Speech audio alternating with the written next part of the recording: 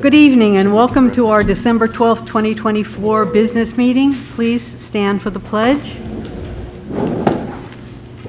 I pledge allegiance to the flag of the United States of America and to the republic for which it stands, one nation, under God, indivisible, with liberty and justice for all.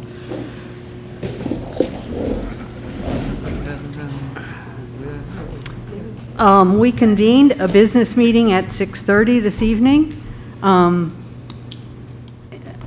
then went into executive session. We have now come out of executive session, and we are returning to our regularly convened meeting. The first item of agenda is the public comment on any agenda item. Does anybody in the public have anything to say on the agenda? Okay, the treasurer's report for October 2024 is available in the business office. We're then going to start with the consent agenda. Number 1, please. Resolved to approve the consent agenda items 2 through 11 as presented to the board at this meeting.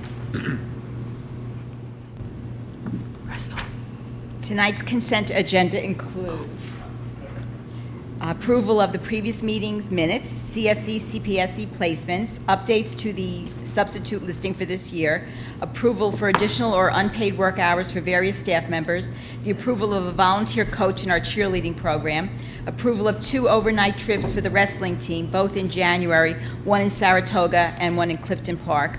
We're extending the long-term substitute teaching position of Karen Crucy, which should have ended on December 20th to January 9th. Approving a revised substitute rate of pay schedule effective January 1st to bring it in line with the raise of the minimum hourly wage. Approving an agreement with Sun Life Insurance Company for group life insurance, replacing a previous company due to reduced premiums. Amending the appointment of the middle school extra classroom activities fund treasurer for this year from Karen McCarney to Danielle Dearman. And that's it. Second. Questions or comments? And just a note on the overnight trips for the athletic team that we're only paying the entrance fee. We're not paying the travel or the hotel associated with that trip. And we are very grateful to Karen Cruzy for staying on that extra, whatever it is, Yes. a week or so. She's certainly a valuable asset. Any other questions or comments? All in favor? Aye. Aye. Opposed? Abstentions? The consent agenda passes. So presentations. Dr. Luff, do you want to introduce the beginning? I would love to. So we have 2 presentations this evening. Our first presentation will be MTSS, and I'd like to welcome up Dr. Letitia Payne, Ms. Jamie Zecca, and Jackie Levine. Thank you. You want to tell them what MTSS is? Multi-tiered systems of support. For anyone out there who did not know what MTSS stands for. I have to look it up every time. Multi-tiered systems of support, MTSS.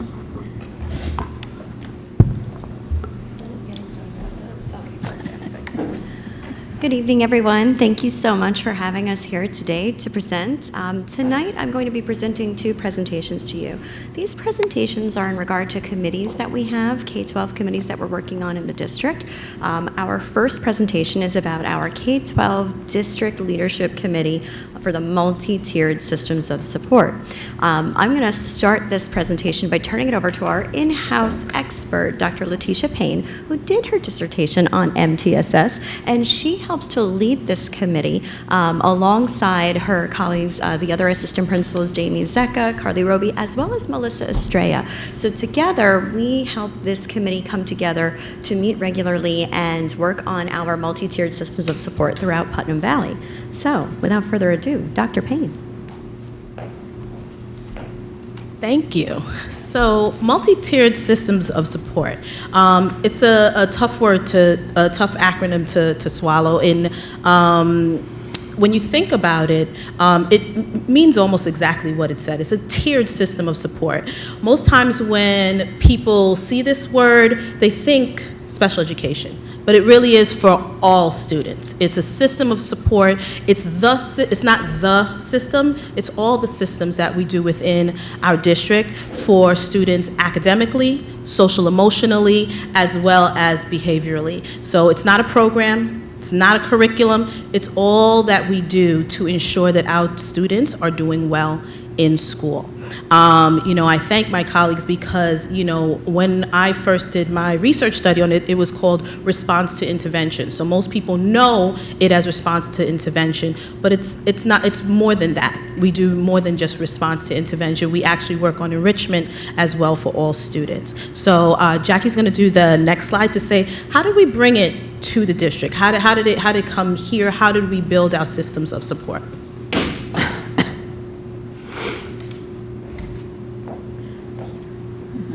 Thank you, Letitia. So once again, I want to tip my hat to Letitia because when I first started in the district several years ago, she came to me right away and said, there's this really great program at PNW BOCES about developing a leadership team for this work. She explained the work to me. She explained what she was hoping to do. And together, we put together a group of folks who attended this training to become the leadership team that would begin the work. And so that was back in 2021, 2022, and they attended that leadership training, and then it was time for us to start implementing in our district, putting together a K-12 district-wide committee. We'll talk a little bit about who's on the committee in a moment. And then from there, our committee started just kind of bringing together folks from around the different buildings in different capacities and departments to be able to speak to and be the voice of what happens in our buildings, how are our tiers organized, what do we need to know, what kind of assessments do we use, et cetera. So through the 2022-2023 year, that was when we started that work. And it continued, and again, under Letitia's guidance and leadership, she organizes the meetings, plans the agenda, reminds everyone to bring something for the potluck, and all together helps to steer it forward and helps to make the work come alive. So throughout 23 and 24, we kind of streamlined our goals. What were we planning to do with this committee? What did we need this committee to do? All while Letitia's teaching the committee what they need to really understand and know so that we're all sharing a common language. So she also leads professional learning within this committee meeting so that we are all kind of understanding what exactly MTSS is, what it is not, and how this work is important to our district, why we need to be so cohesive. So she streamlines our processes, gets everyone on board, and then we set goals. And then this year has been all about communicating. Now that we know what we do in each of our buildings, we've really kind of narrowed it down. We're still refining it. It's a constant revision process because we're always learning more and new research is always coming out. But what Letitia is doing this year is helping us to streamline our communication, and alongside her team of the other assistant principals and Melissa, really delivering that message to everyone, our staff, our community, our board, et cetera. So that was kind of our journey to here. Would you like to? So I want you to understand that it's not that MTSS was never here before I got here. Each building had its own MTSS or RTI team. And what we did was begin to align every single building and then align ourselves as an entire district. So when we created the MTSS district-wide team, we begin to look at each building and to begin to have a window into everybody's building and to see how we can transition from one building to the other. So when we say the what and the why of what we do is we're making sure that we have an integrated system. We're making sure that we're aligning from elementary to middle school to high school to create a cohesive system that allows our students to transition throughout the district and grow. So that's really the purpose and the drive of what we do in MTSS.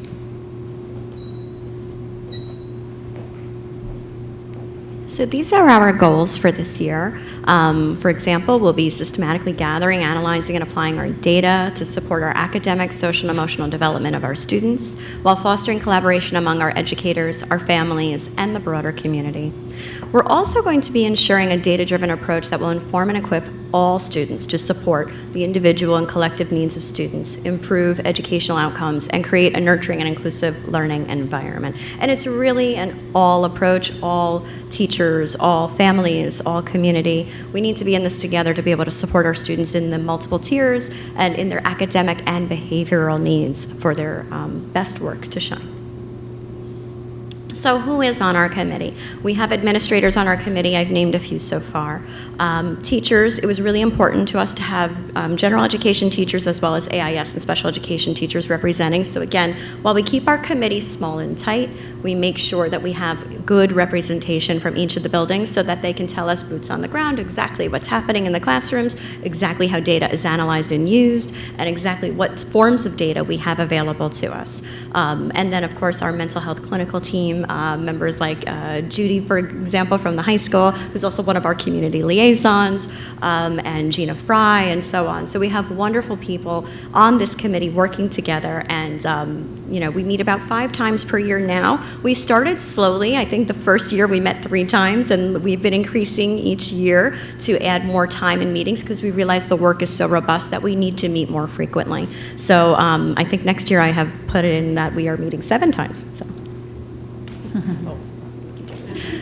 Ms. Roby is actually at the elementary school holiday party tonight, so I said you should really go and attend that with your staff. I can take on your slide for tonight, but I do want to make sure it's acknowledged that Carly Roby is an integral part of this team, and we'll just talk a little bit about what our elementary school has in place for our academic and behavioral supports. So at the Tier 1 level, it's the core instruction for grade level curriculum. It really is for all students, and it's differentiated for all students when it comes to whether it's small group instruction or the types of assessments we support our students given to all students. Teachers in their classroom are implementing within the classroom. So that's what's happening at the Tier 1 level in the elementary school. And behaviorally, again, there's a school-wide character ed incentives and expectations program, and the classroom expectations are set by the teacher. Everything happens within the classroom. It is the teacher who's delivering that Tier 1 support.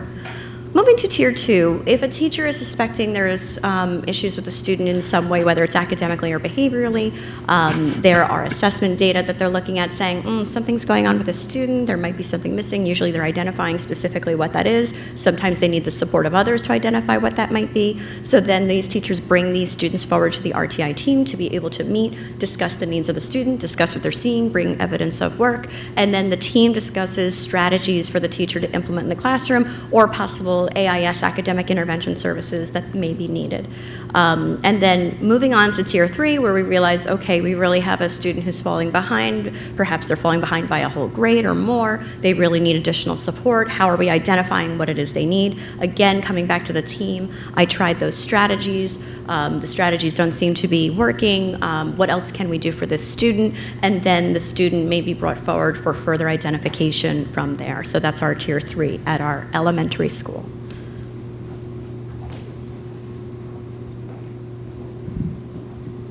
Good evening, everyone. So in our middle school, we piggyback on everything that was on the elementary school slide, but in addition to that, I just wanted to mention that one thing that we do academically is our iReady as our universal screener. So all of our kids are taking a reading or a math diagnostic, and because it's giving us data, and we use it 3 times a year, something like that is essential to our kids, even though, like, as soon as we say iReady, we get some frowns and some grunts and groans, but it is actually our measure of where are our kids, what levels are they at, what kind of supports they need. Tier 1 is everything that's happening in the classroom. A student needs to move forward to the board because they're having a problem seeing, or they need just that proximity, or hey, this student I noticed is having trouble with X, so I'm going to sit with them in a small group and I'm going to help them in the classroom. It's the same thing with behavior. Sometimes it's, hey, I just need to talk to the student because a mistake was made and they didn't really truly understand, and let's make things better. Sometimes we call that remind and reset. Hey, remind you what the expectations are. Reset, let's try again tomorrow. Tomorrow's a fresh day. With Tier 2, that's when our students, based usually academically on our iReady results, will move into something like an AIS program. They may need more support than what's happening just in the classroom. We do use multiple measures, so it's not just iReady, but iReady is a great baseline for us to utilize, and we can track their growth. We collect data as teams. Travis and I meet with our teachers weekly. Once a month is specifically for data and talking about data. For example, if we're moving into behavior, Something that our clinicians do, our guidance counselors specifically, is lunch bunch. So even though they're doing our SEL classes and seeing larger groups of students, lunch bunch is a nice way of pulling in a smaller group and really getting to know who those kids are. For tier 3, that's when there's a little bit more intensive. So we are noticing that someone's struggling, whether it be academically or behaviorally, and they need more than what we're providing. So we would come together as a team and try to figure out what are those pieces. Families are integral in every single step of the process. Outreach is so important. It's really important for all families to know, hey, this is where my child is, and these are the supports they're getting or they might need. Thank you. So before I share about high school, some key points that both of my colleagues shared was, when we talk about data, it can be our universal screeners. It can also be the cumulative knowledge of the colleagues that you have, right? So in looking at the RTI teams that might be at the elementary schools that they have weekly, or the clinicians that meet at the high school. In our building at in the middle school, in the high school, we have something called the student support team. And what we do is we meet as clinicians, the school nurse, and the building principal and assistant principal to talk about where is our what is the mental health of our building? Where are our students, where are our critical students at that moment? And once a month, we're meeting to discuss where we are. And then bi-weekly, we're also talking about kids, right? So we thought that was a good implementation that we did. But we did that over time. When I first came into the building, that wasn't something that we did. We had the RTI model that we had where we were just working on a 3-week monitoring process. But as we saw that we wanted to make sure that everybody was on the same page, we developed over time. So even as you see our leaders in the different buildings, you'll see that it's a continuous improvement process. You may not have the same models that you have this year, next year, because you're taking in that data. You're taking in all the information that you have from year to year and making improvements year to year. So right now at the high school, at the academic level, yes, we have our classes that incorporate our high-level core curriculum. We have our IB, we have our AP, we have all our different types of classes. But then they also integrate all types of learners. We make sure that we can incorporate English language learners within our classrooms. We have our ENL teachers in the classroom. So how do we differentiate instruction in that tier 1 to best support them right at the core level?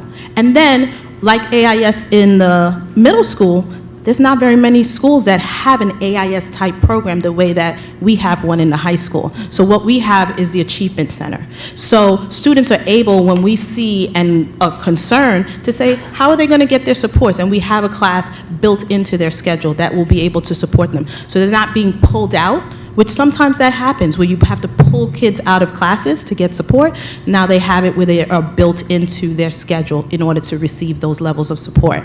And then tier 3 is where they get that most intensive support, where they might get more of that achievement center, maybe more times a week, or you might have to develop a plan for that student individually. And like Jamie said, we have to build our parents into the process from the tier 1. You don't start at tier 3 to have parents a part of the process. So you start at tier 1, that they should be coming along with you all along the way. We definitely, on the behavior side, have Aspire. That has been here from the beginning, and we use that to spotlight students, but we also use it to help and support them as they grow in understanding how they would operate within the school setting.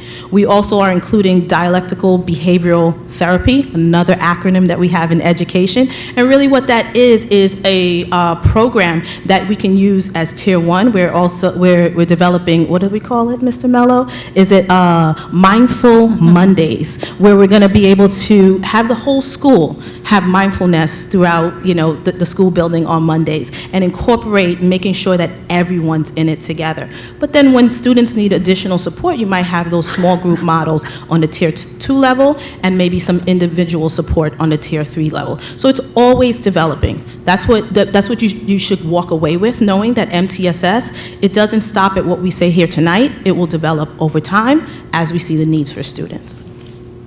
Letitia,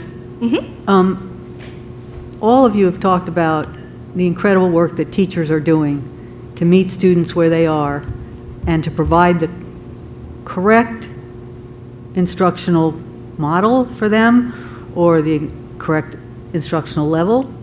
But I'd also like to mention, I think we have incredible teaching faculty, but we also have tremendous CSEA teaching assistants and teacher aides who are, I guess, instructed by the teacher as to how to apply those strategies, and they can work directly with children. Correct. So, I mean, I just think that the combination of teachers, teaching assistants, teacher aides is a powerful thing. And I think the district's done a really good job of making sure that those people are in classrooms to help children. Yeah, very, very powerful. And I know when I was a classroom teacher, they were called teachers. They weren't just, they weren't teaching assistants, because they were directly teaching and supporting students in small groups, and they had the assistance of learning from the teacher in order to maybe, learn a program and then be able to impart it to a student. So yes, they're definitely an integral part of growing the students. Next steps.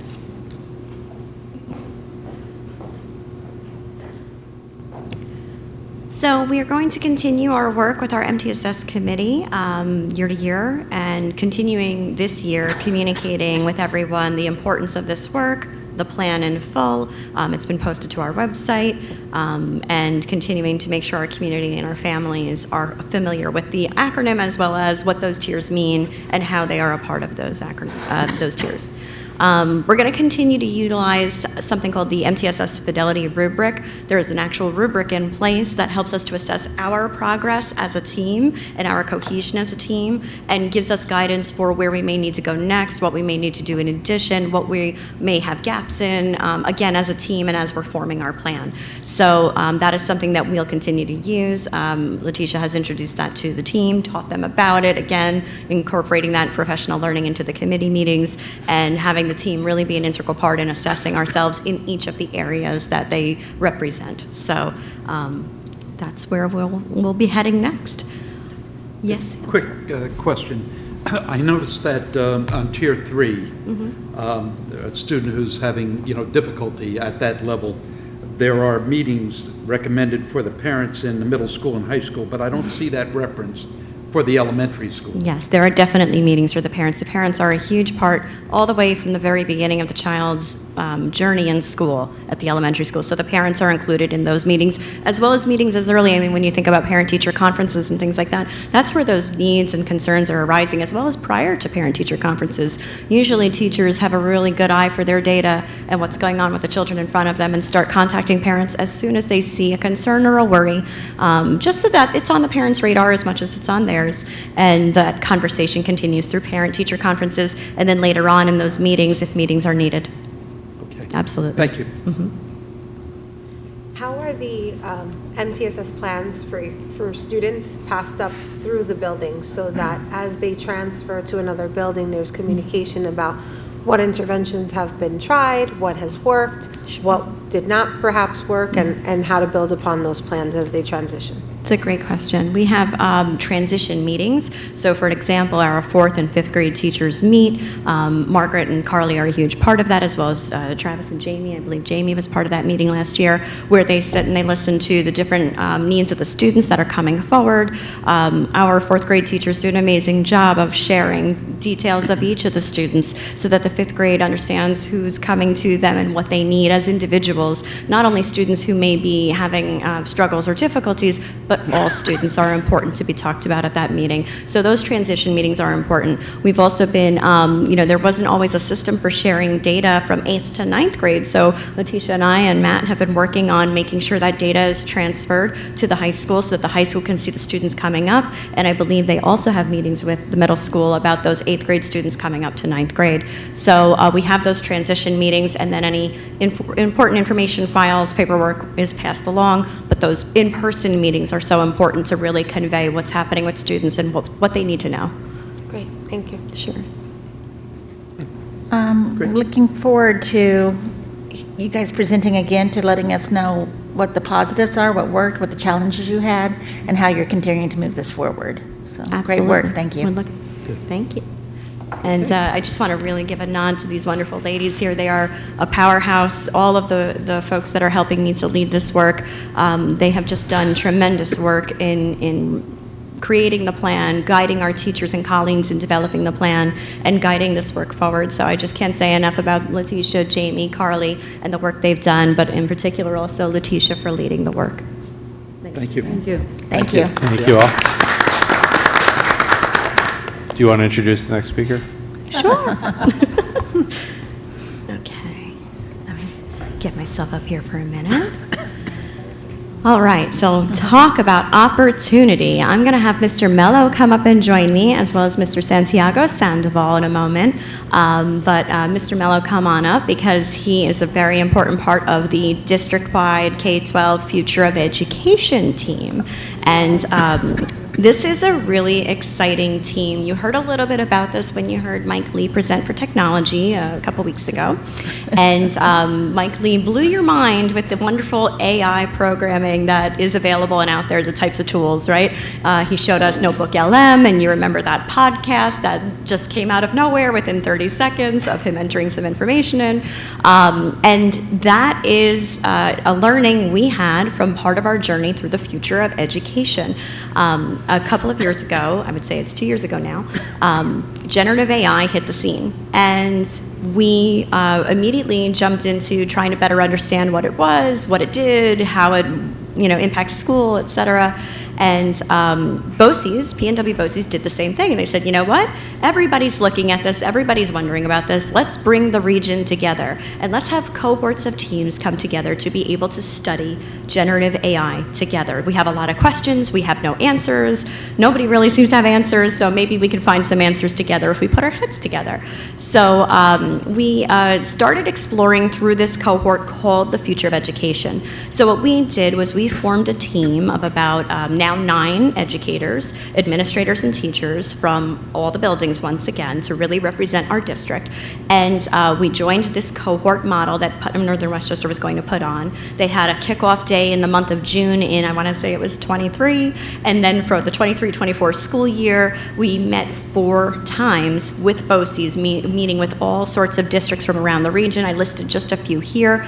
There were 4 quarterly meetings. And this is our team that attends that meeting. So Matt is one of the administrators that is on that team with me, as well as teachers who teach technology like Stephanie Tricala and Keith Fiore and Jen Bruno, as well as our IB coordinators. IB is such an important part of our school. How could we not include that perspective in anything we do with generative AI or anything we learn about with generative AI? So that was really important to have our coordinators at the table, and our wonderful library media specialist, Mary Friend Main. It was important to have her perspective, so she was added to the team as well.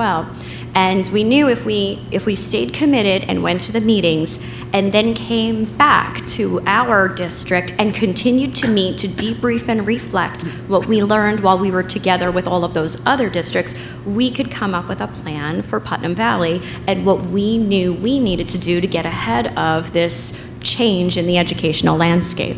So I'm going to turn over to Matt to just kind of talk about the professional learning we engaged in. I'm not actually here. This is AI-generated me. I'm in my home, enjoying this meeting. But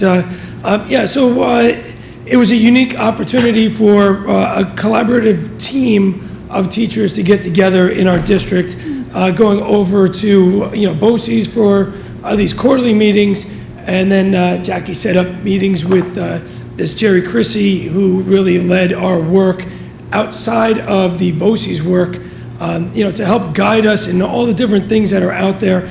You can imagine if you start to look at AI, it is a very, very massive amount of access to information, use of information. I mean, you could go on and on and on. So it's really, taking a moment to try and weed through all these different avenues that were opened up with generative AI, given the opportunity to investigate a lot of those different avenues, experiment with them, and get a deeper understanding of where we might be going in education. A lot of it started with like a fear of, we're never going to know if students' work is real or is it created by, AI. And it really became much more than that. I think that's where everybody started when we talked about AI. And it ended up with, well, let's move away from the fear of what AI is. Let's try and embrace this, and let's see what we can do and where we can go with it. And I think that's a lot of what our professional learning was about. Thank you, Matt. So we did have the support from Jerry Creasy, who is becoming a nationally known name, if not internationally. He was a former director of technology and innovation in Scarsdale. He had retired, and he was really on the cutting edge of this. He was experimenting with all of the software, all of the platforms. He was creating AI-generated music. He was creating AI-generated books and papers and voices and people and artwork. And I said, okay, this is a person who really is studying it, spending his time understanding it. Maybe he can come and he can give us a little bit of background that we're not necessarily getting at BOCES during the time we had them. And during this, we also said, we really need to start thinking about our teachers and what they need, what kind of professional learning they need, as well as what kind of guidelines they need. This is a vast new addition to the educational landscape that we don't really know what to plan for. We don't know where it's going, and it's going fast. So we said, how do we support our teachers by giving them some kind of structure of guidelines to be able to guide their use of it, their work of it? We knew it couldn't be in the hands of our students due to Ed Law 2D issues that we face with our state. So we said, okay, well, we're not going to give the AI programs to our students, but our teachers certainly can utilize it. How do we train them in utilizing it? And how do we help them navigate if it's used in the classroom? So that was just something that Jerry helped us. He gave us a slew of different policies and even laws and things that he'd studied. We knew we didn't want a policy because that seemed too finite, seemed too final for us. We didn't want to lock anyone into something that was growing and evolving so fast. So we developed our guidelines. Our team, our committee, worked over the summer, came in based on some of the resources Jerry had provided, and wrote our own guidelines up for our teachers. They studied a variety of different policies while doing this to think about what are the most salient points we wanted to bring back. We sat with Jeremy. Jeremy came to one of our meetings with us to really get a sense, what does our superintendent want to see? What does he think is right for us? And he was involved in our conversations. We looked at our professional learning surveys of our teachers because we had professional learning days. After professional learning days, we'll do a survey to see what resonates, what they need more of, what they would like to see. So we studied that data, and then our teachers and committee came up with not only our guidelines, but a presentation so that when the fall came, we were able to present this to all of our staff. So every building has received this presentation. Every building has seen the guidelines. They have it in their hands. They know what they can do if they decide to, especially in the older grades more so, if they allow students to use AI in some capacity at home, or if they know the students are going to use it anyway. They have a red light, yellow light, green light kind of method for explaining whether or not they can use it and to what degree. So they worked very hard on this work, and I couldn't be more proud of the team for doing so. So where we're going with this, with our AI work, is we're continuing in the cohort this year. We will continue to meet after our quarterly meetings at BOCES. We'll continue to come back to the district, debrief, understand better what we learned or what platforms we're seeing. We've identified a platform that might be able to work for some of our older students. It's called School AI. That might be something that we pursue going forward so that we can teach our students, what AI is and how to properly, appropriately use it. We feel it's important that we are preparing our students for what they will encounter as they move forward into the world of work, and AI very much will be part of their world of work and their world of success. You know, if they're going to college and whatnot, AI is going to be involved in everything they do. So what's our responsibility to make sure they're introduced to it, to make sure they understand appropriate uses of it, and still how to develop their own creativity, their own critical thinking, their own humanity, while knowing this tool is there and how to use it to benefit or help them, not to do the work for them. So that's really important to us. So we want to better understand how students are currently viewing and using AI. We're going to engage in an action research project this year where a teacher in the high school will utilize AI to some degree with the students to see how they use it to engage in work.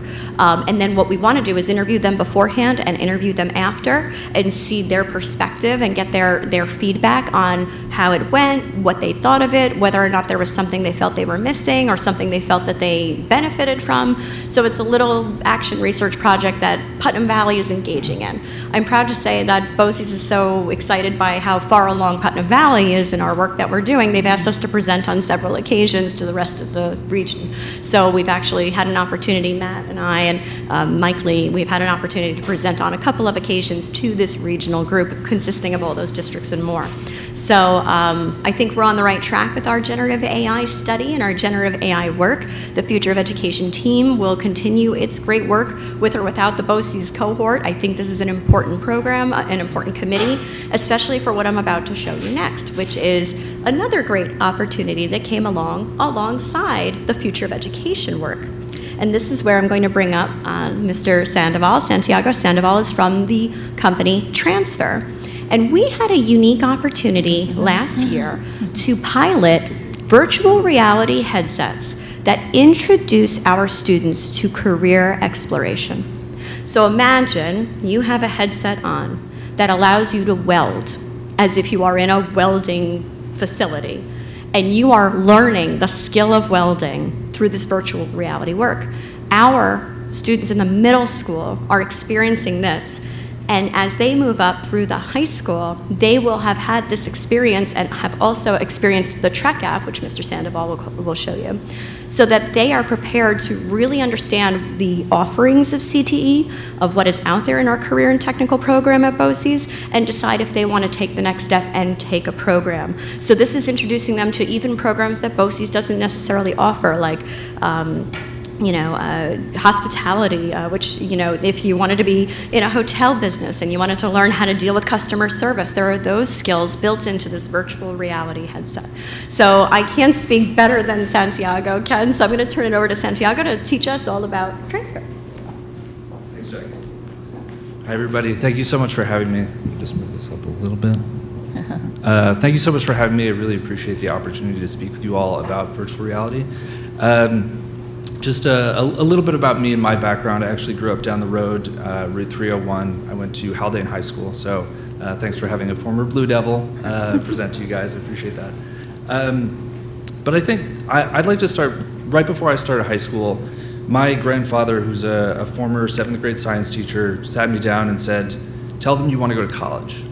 And I said, "Why?" He said, "Because that's how you're going to be successful in this world. You're going to go to college, and you're going to have all the opportunities in front of you." And for me, that was just like a no-brainer. This guy had been there, done that, so I accepted that as gospel. It wasn't until my 10th grade year when we had a representative from the local BOCES, Putnam, Northern Westchester, come and actually talk about careers. And that was really eye-opening for me because I'd never heard of HVAC or a certified nursing assistant. I didn't know you could train to be a chef when you were 17 years old. That was, really eye-opening. And I think that for a lot of people, we're just driven down this one track that is what educators know. And that's just fundamentally not the way of the world these days. Like, not everyone is going to go to college and have that type of career, and that's great. So really what we're doing at Transfer is we're giving students that opportunity to experience what those careers look like through virtual reality. So really getting those hands-on skills, putting students in that virtual environment where you can try welding, where you can try to be a veterinary technician, where you can work on airplanes without putting them into that situation.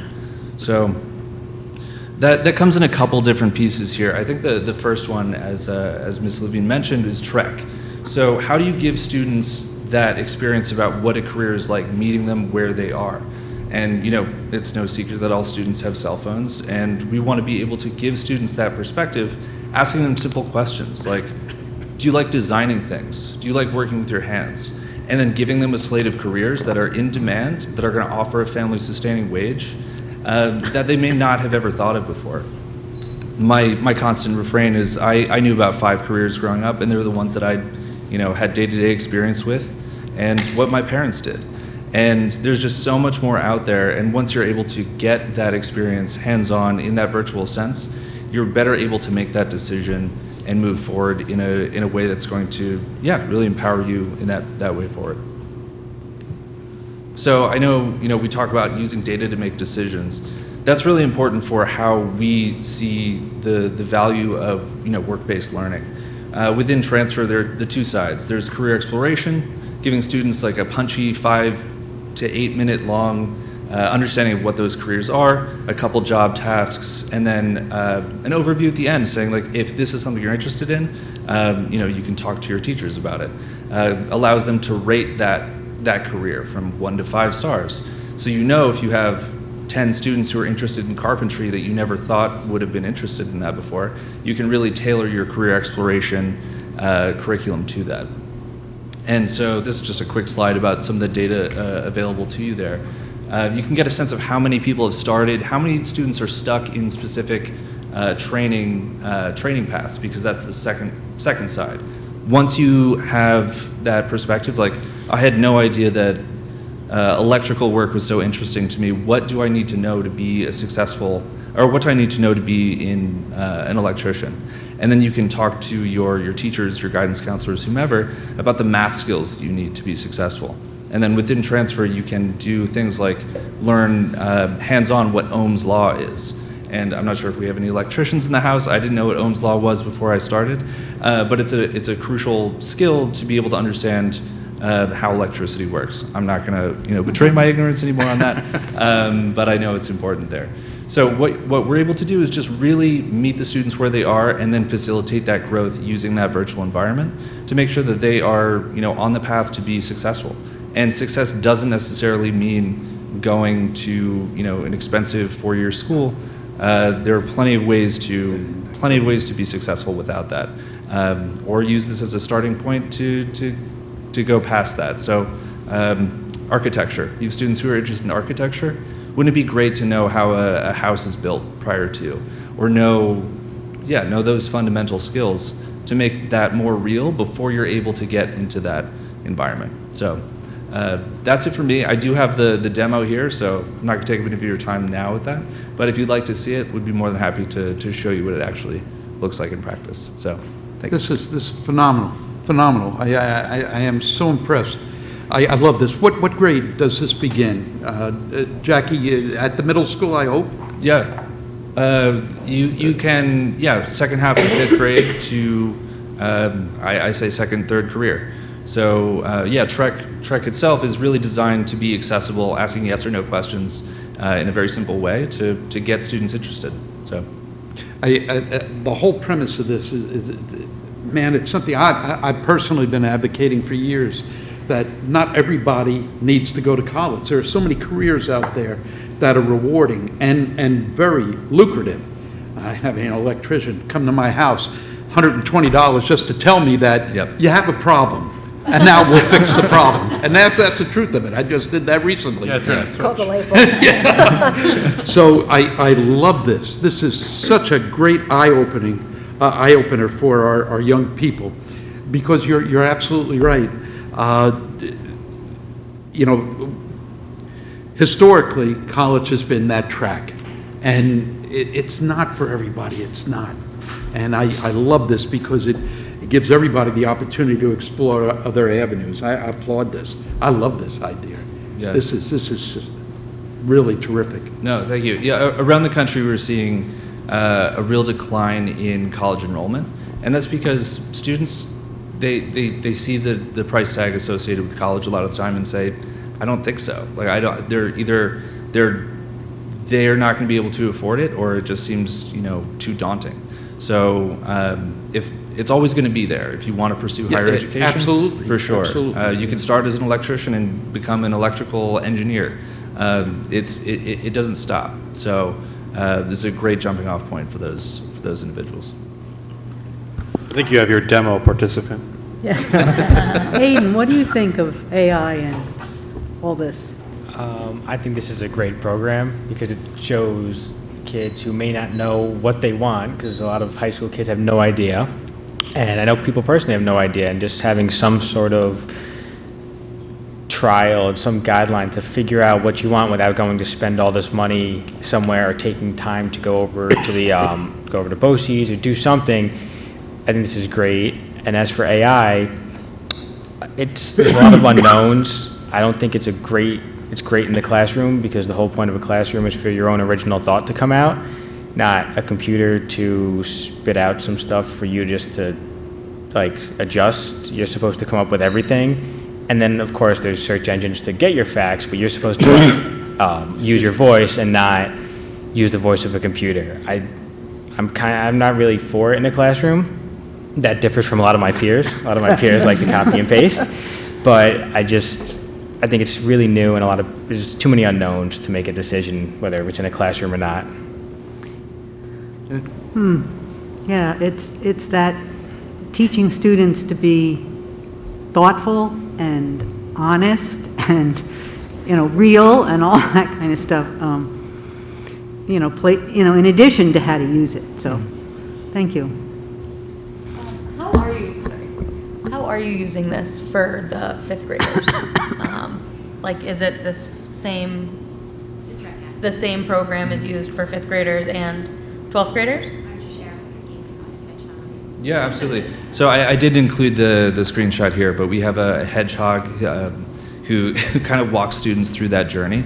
So the Trek app is really most applicable for those younger ages, to be able to make that decision early on, just to show briefly what it's like. And then as they move on, they can go into the training aspect as well. So what age does the training start? Typically in high school. I mean, it really depends on the types of programs available. But yeah, high school, and then we're partnered with the Department of Labor as well. So they use it for their people returning to the workforce to show, there are a ton of in-demand jobs in New York State. One example that comes to mind is semiconductors. Don't you want to see what that's like? And that gains a lot of interest in that older group. But it's equally accessible to someone in the younger tiers as well. What a great use of technology. I mean that. I'm blown away by this. I love this. Really great. Yeah. Awesome. Really great. To Awesome. get some insight on what kind of skills you would Right. need Yeah. to Right. be good at something. And whether or not it's for them, Right.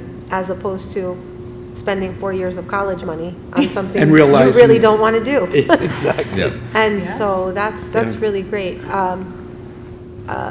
How is this available? How do kids know about it? Where are they exposed to it? Is everybody exposed to it? Do they have to ask for it? Because I'll be sending an email tomorrow. Maybe So I tonight. have to give a lot of credit to Melody Ortiz, one of our guidance counselors at the middle school, as well as Christina. But they are both, they have time with the students, and part of their units of study, they have a cell curriculum, but part of one of their units is the career exploration. So they are meeting with all the grades, and all of the grades are having some level of access to this. The headsets, which I should share, are actually part of a grant that we were awarded by the PVEF. So we must thank our PVEF, our Education Foundation, for their contribution to be able to further explore this pilot and really get it into classrooms with our students. But to have those headsets available, our students are well versed in these headsets. Many of them have them at home already where they play games on them, but these headsets are particularly, the software is uploaded for them to explore different careers. And I had Jeremy wear one actually recently, and he was in a stock room and he was just turning around trying to see where to go. And, but it feels so real. It's yeah. so real, and the students are actually really doing the work. That is I so had cool. the opportunity to be in a construction site and blow up a bridge from far away. But I was able to, hit the thing and the bridge blew up, and it was like being there. It was wild. Wow. So, it really is a wonderful use of technology. We're so lucky that we have an education foundation that's able to support programs like this, and we're so lucky to have wonderful guidance counselors who are so flexible and saying, okay, let's try it out, let's see. I mean, we're all learning this. I couldn't do any of this work without people like Matt and people like Melody and the whole team of the Future of Education, and all of our wonderful colleagues are always so ready to try something new and give something a shot. I almost never hear no. I might hear, okay, why, or what do I have to do, or when, or, but they're not no, and that's what I love about Putnam Valley. And this is a great opportunity for kids to begin career exploration early. And like I said earlier, one thing that I love is that I'm able to do a mock interview for an Oxford University student one day, and the next day I'm watching kids navigate around a classroom while they're in their welding experience or whatever it is. It's just like there's no place like Putnam Valley where we can do things like that. So I have a question for Sandoval. How did you end up on the career you're at? Because you made some interesting statements in the beginning that your grandfather pointed you towards college, and then later on you seem to come to different paths. Yeah, it's a long and varied path. So I chose a college, but I ended up choosing a liberal arts college, and I wanted to get a sampling of everything that was out there. And then my first job out of college was working on a farm. You may be familiar with Glenwood Center. It's right down the road in Cold Spring. To really get an understanding of the educational aspect, because what they do is they train young farmers how to farm in this environment in the Hudson Valley. And I thought that was incredibly rewarding. So I thought that there was a lot of value in work and education. And then I'll skip a few steps. I got involved in a technology company that did talent acquisition, using tech to do talent acquisition for large companies, and really just trying to find people a match for their purpose. That was really what drove me, and I continue to do that, I see that now. So cool. Great. Yeah, cool. Thank you. Sandoval, congratulations. You've done a great job with all of this. So thank you for providing us this information tonight. Appreciate that. Yeah, absolutely. Thank you so much for having me. And I know I wasn't asked to speak about AI. I just want to say a little bit about how we use it in the corporate world. We use it a lot as a thought partner. We use AI to kind of test ideas. And instead of just having it spit out an essay, which I know is really tempting, and I've wanted to have it write some emails for me, to really test ideas and really help you come up with something that's good. And that's right now AI isn't good enough for just a 10-page paper that's of any quality, but it is helpful to help you think about those concepts. So that's something that I've been thinking about a lot outside of my transfer role. So just wanted to do that. Awesome. Thank you. Awesome. Keep learning. Thank you. Yeah. Thank you. Thank you. Jackie and Matt, I also have a question for you. Jackie, before you run off. Can you tell us a little bit more about how this is being incorporated into the elementary school, or what activities are occurring in the elementary school? Because Do you mean career exploration or just in general AI? So we've had professional learning given to the elementary teachers, and we've discussed our guidelines with them and presented to them on several occasions. It's really not being utilized with the students. It's really the teachers helping them with, work product and efficiency, and if they are differentiating a lesson for multiple students, there are ways in which they can use it as a thought partner to think, okay, I have this level of student, this student, this student, what can I do, or take this worksheet I've created, how can we level this particular worksheet for all the different learners in my classroom, saves them time in their productivity, helps them with productivity. So that's really been how the elementary school has been utilizing AI. I would say it hasn't taken a big hold yet. I know that there are pockets of teachers using it, again, in that way for their own use, but it's definitely, at this point, not being utilized with students. If students have access to it, it's because they have access at home or through an app on a parent's phone or something along those lines, but it's not something, the large language models, ChatGPT, those kinds of things that we're learning about, the generative AI, AI itself is everywhere. Siri, Alexa, you name it, just there's artificial intelligence all around us, but the students are not interacting with a large language model through our devices or work. Thank you. Sure. Thank you all. Good. Thank you. Thank you. Thank you. Just terrific. Thank you. I love this. What are you trying to say, Sam? Oh, it made Ms. Rowe happy. Aiden, do you have a student representative report? Yeah, I got a couple things I could say. This Friday, well, tomorrow, is the midpoint of the high school's quarter 2, so hopefully students are happy with their grades they got, or not. The National Honor Society is sponsoring a coat drive and a toy drive. Those both end next Thursday, December 19th. So far, those have been doing pretty successfully. I've seen the progress on those.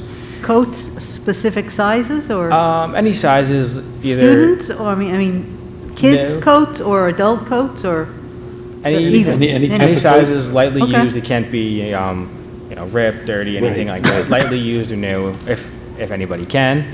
And then to get into the holiday spirit, the high school has holiday dress themed days all next week leading up into the break.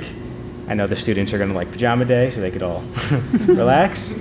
And yeah, besides that, everyone's just getting ready to go on break. That's huge. You got a lot of time this year, too. That's a big Yeah, break. when he said there's a week till Christmas, I'm like, no, can't be only a week away. He said, oh, that's until I get off for Christmas. Oh, okay.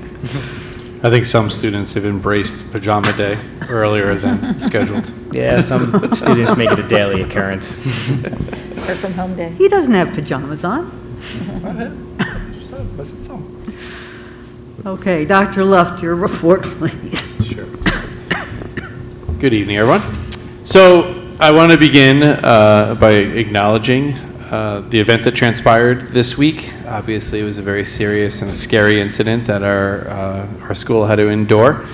I do want to commend the efforts of the administrators, staff, and members of the Sheriff's Department. When it was brought to our attention about midnight the night before, was just really an allegation that we knew very little about. And before school started the next morning, the individual was in police custody before the school even started. So I know many members didn't sleep at all. Our high school principal, I think, was up the entire night. Him and I had a nice chat at 3 a.m., as well as the efforts of others. But as serious and scary as it was, I'm very proud of how the district handled it and how quickly we were able to reach a resolution. That being said, we'll take this opportunity, as we do all opportunities, to debrief, to reflect, and to meet with all constituents to discuss what went well and what could have been better. So I know buildings have already met with their building emergency response teams. I know the middle school and high school have had faculty meetings to discuss it already. We're scheduled to meet with our school safety security consulting company tomorrow, Altaris, specifically to debrief on what happens. We have an upcoming meeting with the Putnam County Sheriff's Office to do the same. And I do want to just emphasize, Putnam Valley has always been on the forefront of this work. We're often cited by both Altaris and law enforcement agencies as being an exemplar school district in terms of safety and security. Just a few weeks ago, Dave Spittle presented on safety and security, and he's been instrumental in that.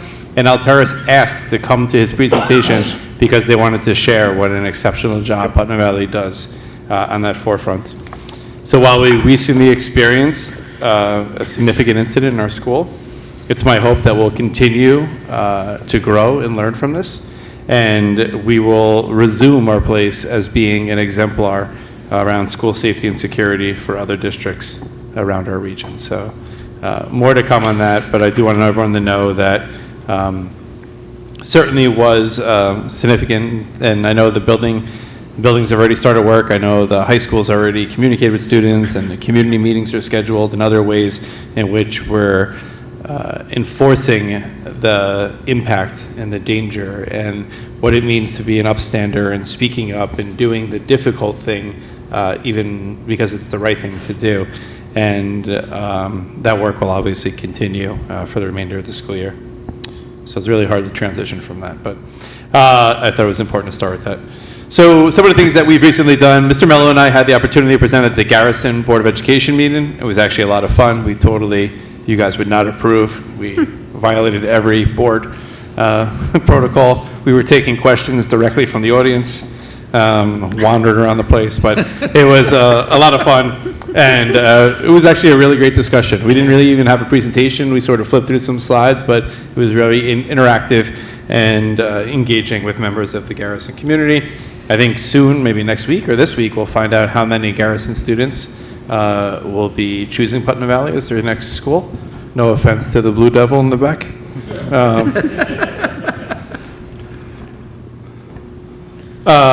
We attended, several of us attended the Regional Board of Education and Superintendent's event. It was focused on foundation aid. For those who are aware, the foundation aid formula has been a constant source of debate over the past couple of years. The Rockefeller Institute issued, I think, a 300-page report making suggestions on how it could be improved.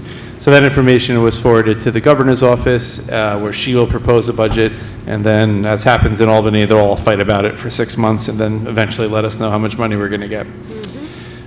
We hosted our own Garrison Parent Evening here at the high school. I do want to recognize one of our own student reps was here for the parent tours. So Aiden took a group of Garrison parents on a tour of the building, and I think that's always well received. We always receive such positive feedback. In fact, when we last met with Garrison students, one of the things that they cited was their experience when they were 8th graders coming to visit Putnam Valley as what made them choose Putnam Valley as their school of choice. We had our gym show at the elementary school, always a fan favorite, and the gratitude festival here at the high school. I warned Ryan O'Dell that I know we like the small, intimate space, but we were seriously outgrowing the small, intimate space because that room is packed. Alumni, parents, staff members, it's always an amazing, and I am in awe of how talented our students are in terms of the arts. We had our Mu Alpha Theta Math Honor Society induction, the LOTE Language Other Than English Honor Society induction, middle school chorus concerts, 5th and 6th, and then 7th and 8th. And several of us attended a meeting today at P&W BOCES with Dr. Rosa, the Commissioner of Education. And just prior to this meeting, we had capital project, sort of a town hall Q&A that several individuals attended as well. With Dr. Grace Chan, we have began our budget development. It's his this season. So we're already meeting with departments and building leaders and reviewing their expectations for the upcoming budget cycle and some upcoming events. We have our family holiday potluck on 12/16 at 6:30 p.m. We have our middle school band concerts, 12/17 and 18. Our elementary school sing-along on Friday, 12/20. And then after the break, our high school chorus and band concerts, January 8th and January 15th. Thank you. Thank you. Good. It's a lot happening. Yeah. Okay, we're going to move into new business. Item number 1, please. Resolved on the recommendation of the superintendent of schools to accept, with great regret, the resignation of Superintendent Secretary and District Clerk Maureen Bellino from the district for the purpose of retirement. Effective the close of business on June 30th, 2025, as per document 9625, attached to the agenda and official minutes of this meeting. Second. Questions or comments? Can you put / superintendent of schools next to that? Maureen, Yeah. you were just, when I came over here as assistant principal, I'm sorry, you guided me and you watched out for me. And any success I had, I owe a lot of that to you, Ray Cooper, but mainly to you, because you were always caring and always up front and pointing me in the right direction. And you will be so missed. I mean that. You will be very missed, but I'm very happy for you and wish you the best. Happy for you, sad for us. My mourning process began weeks ago. Maureen has issued a gag order. I'm not allowed to talk about it in the office, so we're going to maintain silence. But I know we have many months left together, and certainly you will get all the kudos that are well deserved. So thank you all. Thank you very much. Well, and I don't mean this to sound disrespectful to Maureen, but when she and I were talking about it, I said, as hard as it is to lose somebody, a valuable employee who has such a history of the district and the people in the district and the people in the town, I also have found that sometimes an opening brings something new and exciting that we weren't anticipating. We got Grace. We were excited. Sometimes the unexpected, the opening leads to an unexpected boon for the district. So I'm going to trust that although Maureen is leaving, we will find somebody that will replace her. Okay, any other comments? All in favor? Aye. Aye. Opposed? Abstentions? The resolution passes. Can I oppose it? You can, but it doesn't count. You could just tie her to her desk, Jeremy. Okay, resolution number 2, please. Resolved on the recommendation of the superintendent of schools to accept the resignation of teaching assistant Catherine Marisco from the school district for the purposes of retirement, effective the close of business on June 30th, 2025, as per document 98/25, attached to the agenda and official minutes of this meeting. Second. Questions or comments? I'll make a comment. So Kathy and I started in the district the same day 22 years ago, and we were both in the same classroom, and she was a teaching assistant then, or teaching aide.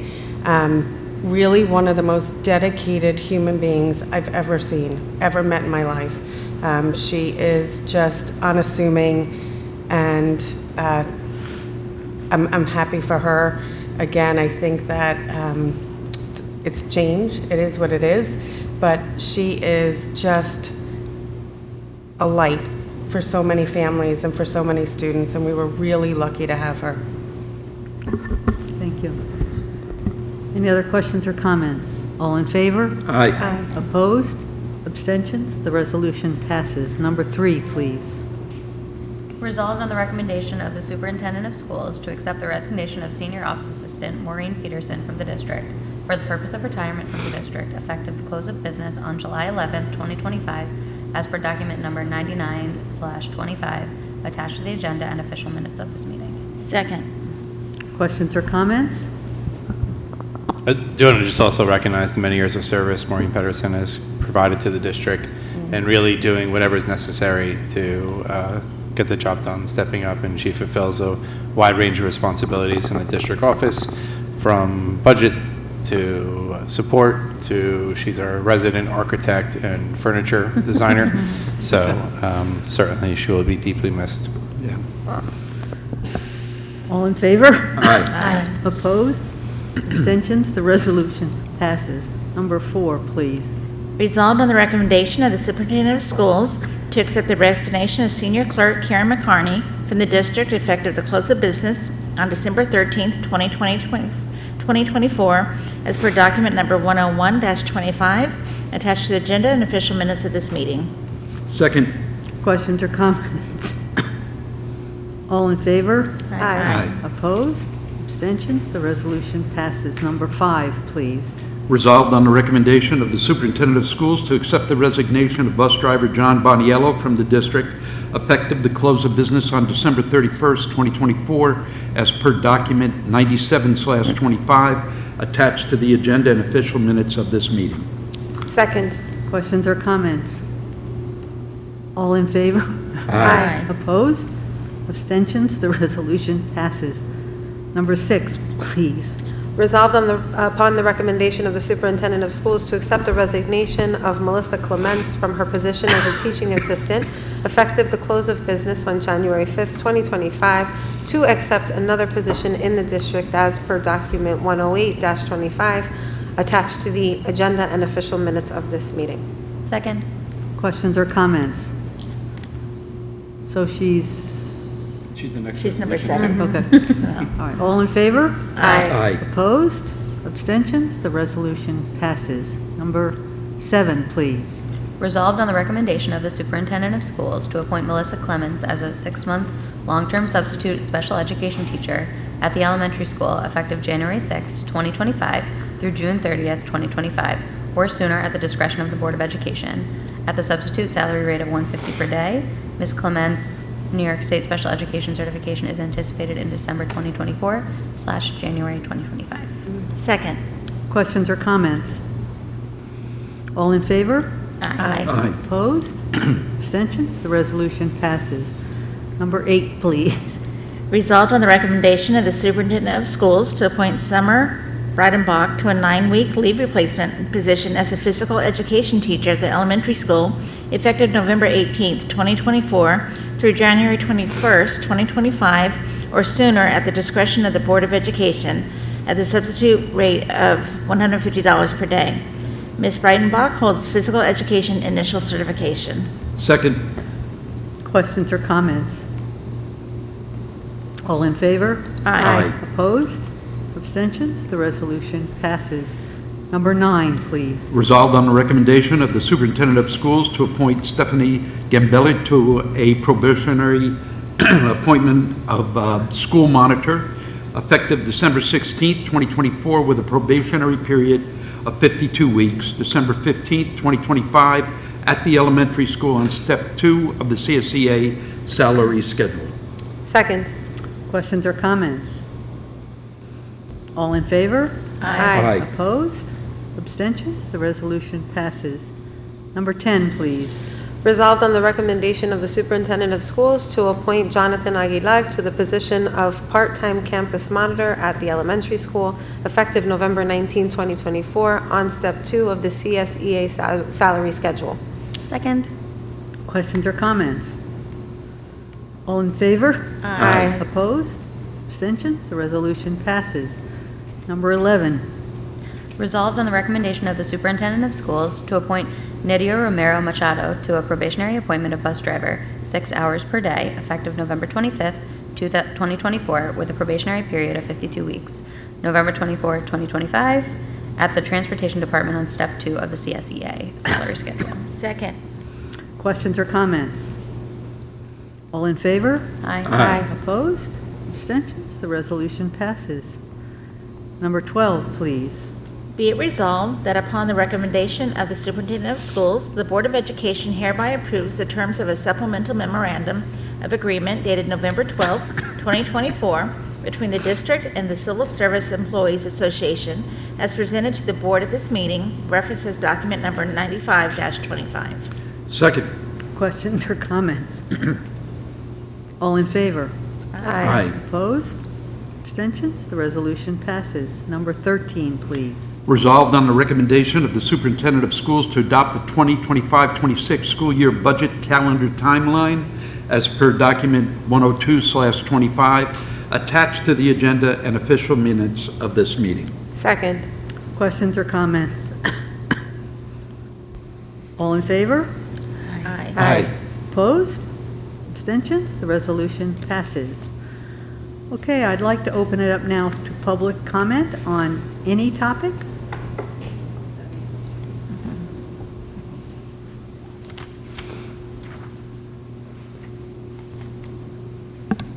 Hi, Maureen. I'm sorry you're going. Hi, everyone. My name is Nina Esposito, and I am a parent in the district. Can you spell that, please? Sure. Sorry, go ahead. E for Edward, S for Sam. Okay.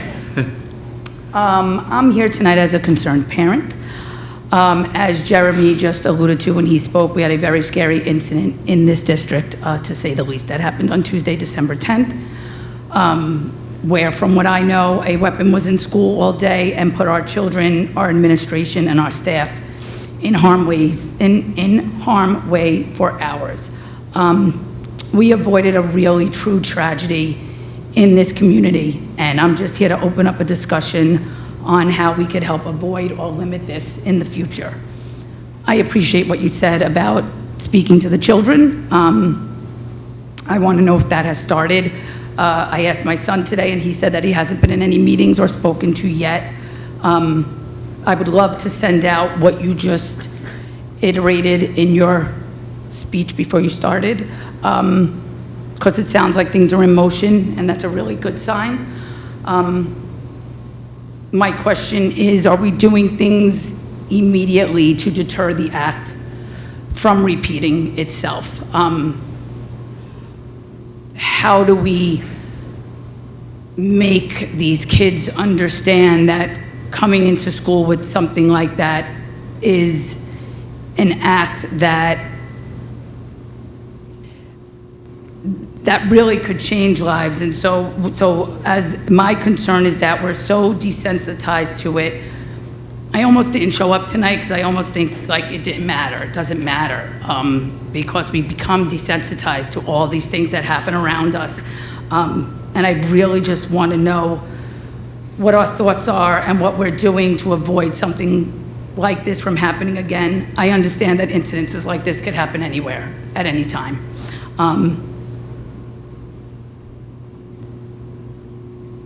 But it's really scary.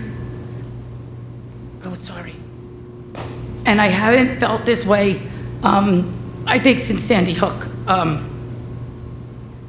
because it's that close to home. So, I just I'm not saying that the school district is desensitized to it, don't get me wrong. I just want to make sure that as a community, we don't become that way. So, it's really all I have to say. I just want to know. And if we could get out to the parents, to the community, to the families quicker about what we're doing, I think that would help quelch a lot of our fears and our concerns. So thank you, and I would be happy. I'll put something out tomorrow. I'm happy to collect the information, and I'll get a communication out to the whole community tomorrow, outlining some of the things that have already been happened and some of the things that we plan on happening. Yeah. It's a good idea. That would be awesome. No problem. Thank you. Thank you, Nina. Any other comments? Okay, presentations for upcoming meeting.